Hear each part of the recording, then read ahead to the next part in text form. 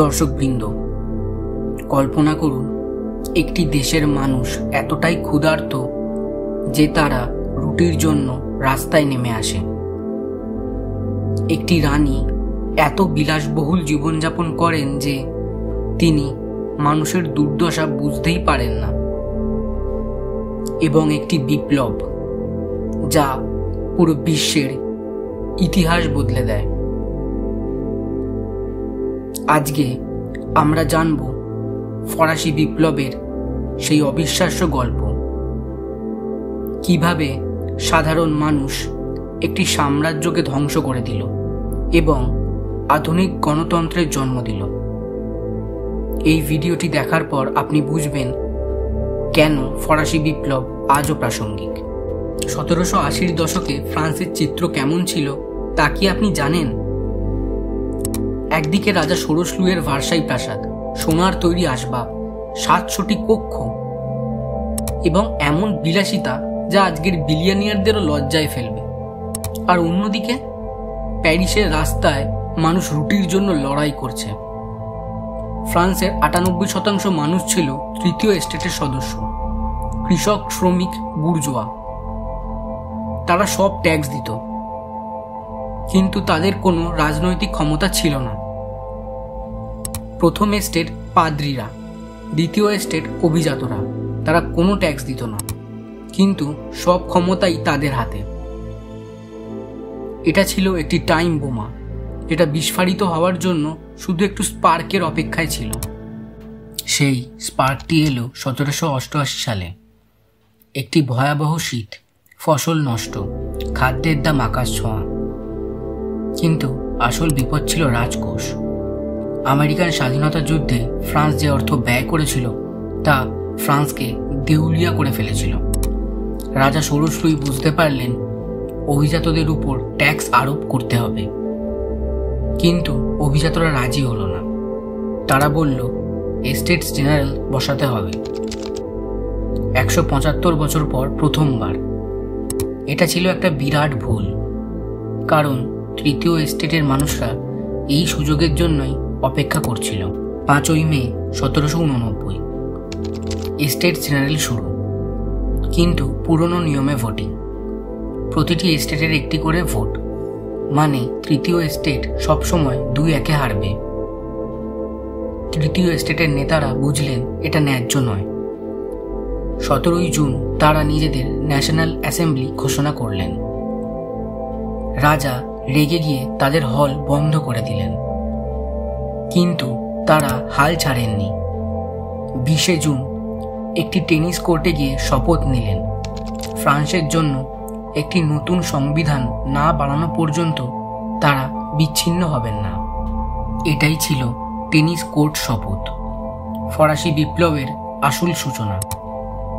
একটি খেলার মাঠে যে শপথ, তা পুরো ইউরোপের ভবিষ্যৎ নির্ধারণ করে দিল। কিন্তু আসল নাটক শুরু হলো 14ই জুলাই 1789 সালে। প্যারিসের জনগণের কাছে খবর পৌঁছল যে রাজা সেনা মোতায়েন করেছেন। প্যারিসবাসী ক্ষেপে গেল। তারা অস্ত্রের খোঁজে বের হলো। গন্তব্য বাস্তিল দুর্গ। এটা ছিল রাজার কারাগার, অত্যাচারের প্রতীক। হাজার হাজার মানুষ বাস্তিল দুর্গ ঘেরাও করল, কামান দিয়ে আক্রমণ করল, দুর্গরক্ষীরা গুলি চালালো, কিন্তু জনতা পিছু হটল না। অবশেষে দুর্গ পতন হলো। মাত্র 7 জন বন্দী ছিল ভেতরে, কিন্তু এর প্রতীকী অর্থ ছিল বিরাট। বাস্তিল পতনের দিন 14ই জুলাই আজও ফ্রান্সের জাতীয় দিবস। এই দিনটি প্রমাণ করল জনগণের ক্ষমতা রাজার চেয়েও বেশি। কিন্তু বিপ্লব এখানেই থেমে যায়নি, বরং এটা আরো রক্তাক্ত হয়ে উঠল। 1793 সাল, সন্ত্রাসের রাজত্ব শুরু। নেতৃত্বে ম্যাক্সিমিলিয়ান রোবসপিয়ার। তার মতে বিপ্লবের শত্রুদের নির্মূল করতে হবে। গিলোটিন, সেই ভয়ানক মৃত্যুদণ্ডের যন্ত্র। প্রতিদিন কয়েক ডজন মানুষের মৃত্যুদণ্ড। রাজা ষোড়শ লুই গিলোটিনের শিকার, রানী মেরি অটোয়ানেত গিলোটিনের শিকার, হাজার হাজার অভিজাত পাদ্রী, এমনকি সাধারণ মানুষও এই গিলোটিনের শিকার। রোবেসপিয়ার বলতেন, যদি শান্তির সময় সরকারের ভিত্তি হয় নৈতিকতা, তবে বিপ্লবের সময় সরকারের ভিত্তি হলো একাধারে নৈতিকতা এবং সন্ত্রাস। নৈতিকতা ছাড়া সন্ত্রাস প্রাণঘাতী, সন্ত্রাস ছাড়া নৈতিকতা ক্ষমতাহীন। সন্ত্রাস হলো ন্যায় বিচারের অন্য রূপ, যা দ্রুত এবং কঠোর, সুতরাং এটি নৈতিকতারই একটি প্রকাশ। কিন্তু শেষ পর্যন্ত তার নিজেরই মাথা কাটা পড়ল এই গিলোটিনে। বিপ্লব তার নিজের সন্তানদের গ্রাস করে ফেলল। এটাই হয় যখন আদর্শ চরমপন্থায় রূপ নেয়। সন্ত্রাসের পর ফ্রান্স ক্লান্ত, বিভ্রান্ত। ঠিক তখনই এলো একটি নাম, নেপোলিয়ন বোনাপার্ট। 1799 সালে সামরিক অভ্যুত্থানের মাধ্যমে তিনি ক্ষমতা দখল করলেন। তিনি মূলত প্রতিশ্রুতি দিলেন শৃঙ্খলা, স্থিতিশীলতা এবং গৌরব। ফরাসি বিপ্লব এভাবেই শেষ হলো একনায়কতন্ত্রে।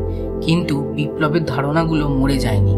স্বাধীনতা, সমতা এবং ভ্রাতৃত্ব, এই তিনটি শব্দ পুরো ইউরোপে ছড়িয়ে পড়ল। ফরাসি বিপ্লব প্রমাণ করল জনগণের সার্বভৌমত্ব, ব্যক্তি স্বাধীনতা এবং গণতন্ত্র এগুলো শুধু স্বপ্ন নয়, বাস্তব সম্ভাবনা। আমেরিকা, ল্যাটিন আমেরিকা, এমনকি আমাদের উপমহাদেশের স্বাধীনতা আন্দোলন, সবার পিছনে রয়েছে ফরাসি বিপ্লবের প্রেরণা। আজও ফরাসি বিপ্লব প্রাসঙ্গিক। যখন দেখি অর্থনৈতিক বৈষম্য, দুর্নীতি, জনগণের অধিকার হরণ, তখন মনে পড়ে 1789 সালের সেই দিনগুলির কথা। ফরাসি বিপ্লব শেখায় পরিবর্তন সম্ভব, কিন্তু সেটা সহজ নয়। এর জন্য চাই সাহস, ত্যাগ এবং সর্বোপরি একতা। আর সবচেয়ে বড় শিক্ষা, ক্ষমতা জনগণের হাতে। রাজা, বাদশাহ, এক নায়ক, কেউই জনগণের ইচ্ছার বিরুদ্ধে বেশি দিন টিকতে পারে না।